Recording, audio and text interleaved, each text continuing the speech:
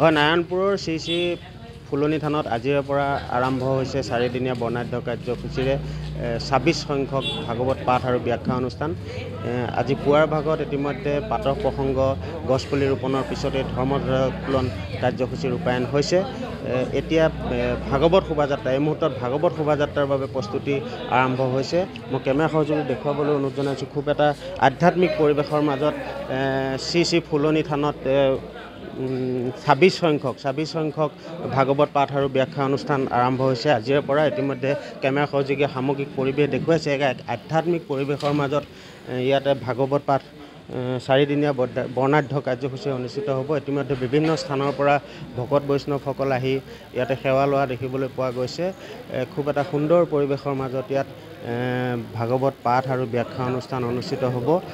ইতিমধ্যে খন্তেক পিছতেই মহাভাগৱত শোভাযাত্ৰা ইয়াৰ পৰাই ঠিক ওলাই যাব আৰু সেই শোভাযাত্ৰা সমগ্ৰ নাৰায়ণপুৰ চহৰখন পৰিভ্ৰমণ কৰি শ্ৰী ফুলনি থানত আহি উপস্থিত হ'ব আৰু তাৰ পিছতেই ইয়াত নাম প্ৰসংগ অনুষ্ঠিত হ'ব আৰু নাম প্ৰসংগৰ পিছতেই ভাগৱত পাঠ আৰু ব্যাখ্যা অনুষ্ঠান আৰম্ভ হ'ব। আমাৰ লগত উদযাপন সমিতিৰ বিষয়ববীয়াসকল আছে, মই তেখেতসকলৰ পৰা জানিবলৈ চেষ্টা কৰিম।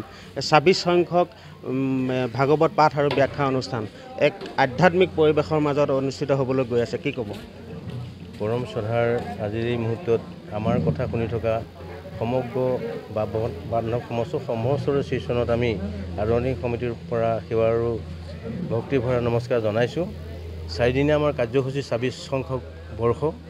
আমি অত্যন্ত আৱেগিক মুহূৰ্ত এইটো। ইতিমধ্যে আমাৰ ধৰ্মধ্বজা উত্তোলন হৈ গৈছে। এই সময়তে আমাৰ খন্তেক পাছতে আমাৰ শোভাযাত্ৰা ভাগৱত শোভাযাত্ৰা হ'ব। গতিকে সমূহ ৰাইজক আমি এই অনুষ্ঠানটোলৈ আহি আমাক উপকৃত কৰি তেখেতসকলক সেৱা কৰাৰ এক সুযোগ আৰু সুবিধা দিবৰ বাবে অনুৰোধ জনাইছোঁ। ভক্তিৰ সাগৰ এই অনুষ্ঠানটো 25টা বৰ্ষ পাৰ হৈ গৈছে। এই সমগ্ৰ নাৰায়ণপুৰবাসী ৰাইজৰ আৱেগৰ এটা অনুষ্ঠান। এই অনুষ্ঠানটি ভক্তিৰ অনুষ্ঠান। এই অনুষ্ঠানটি এটা জীৱশ্ৰেষ্ঠ মানৱৰ আত্মশুদ্ধিৰ এটা অনুষ্ঠান। গতিকে সমস্তজনকে বৈকুণ্ঠৰ কল্পতো ভাগৱত শাস্ত্ৰভাগীৰ এই মংগলময় অনুষ্ঠানত আহি তেখেতসকলক তেখেতো নিজে উপকৃত হওক, আমাকো উপকৃত কৰিবৰ কাৰণে আমি আদৰণি সমিতিৰ সমূহ কাৰ্যকৰ্তাৰ হৈ সেৱা জনাইছোঁ আৰু নিমন্ত্ৰণ জনাইছোঁ। কৃষ্ণ শংকৰ গুৰু হৰি ৰাম। কাৰ্যসূচী কেনেকুৱা ধৰণে থাকিব?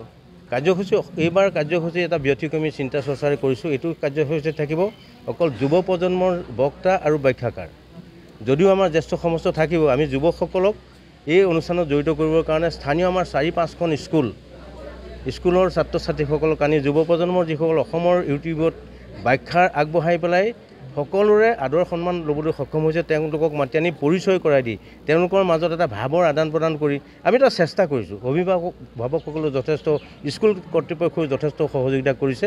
এই সহযোগিতাৰে আমাৰ ছাত্ৰ ছাত্ৰীসকল, শিশুসকল, উঠি অহা যুৱ প্ৰজন্ম, দেশৰ নাগৰিকসকল যাতে সুনাগৰিক হৈ সমাজকেন্দ্ৰিক চিন্তা চৰ্চাই যাতে আগবাঢ়িব পাৰে, তাৰ প্ৰতি আমি চেষ্টা এটা কৰিছোঁ। কৃষ্ণ হয়, নিশ্চিতভাৱে আচলতে নাৰায়ণপুৰবাসীৰ বাবে আৱেগৰ এটা অনুষ্ঠান। কেমেৰা সহযোগী মই পুনৰ ভিতৰৰ ভাগলৈ সোমাই যাবলৈ অনুৰোধ জনাইছোঁ। খুব এটা আধ্যাত্মিক পৰিৱেশৰ মাজত আজিৰে পৰা 4দিনীয়া বৰ্ণাঢ্য কাৰ্যসূচীৰে নাৰায়ণপুৰৰ ঐতিহাসিক শ্ৰী ফুলনি থানত ভাগৱত পাঠ আৰু ব্যাখ্যা অনুষ্ঠান আৰম্ভ হ'ব।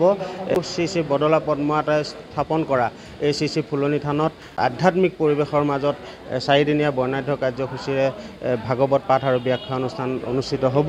তালৈ ৰাজ্যৰ বিভিন্ন প্ৰান্তৰ পৰা, বিভিন্ন স্থানৰ পৰা ভকত বৈষ্ণৱসকল আহে। এইবাৰো তাৰ ব্যতিক্ৰম নহ'ব। যথেষ্ট সংখ্যক ভকত বৈষ্ণৱক আদৰিবলৈ নাৰায়ণপুৰবাসী তথা আদৰণি সমিতি ইতিমধ্যে সাজু হৈ উঠিছে। আমি ND24ৰ জৰিয়তে নাৰায়ণপুৰৰ এই ঐতিহাসিক শ্ৰী ফুলনি থানৰ পৰা ভাগৱত পাঠ আৰু ব্যাখ্যা অনুষ্ঠানৰ এই আৰম্ভণিৰ দিনটোৰ সামগ্ৰিক পৰিৱেশ দেখুৱাবলৈ চেষ্টা কৰিম।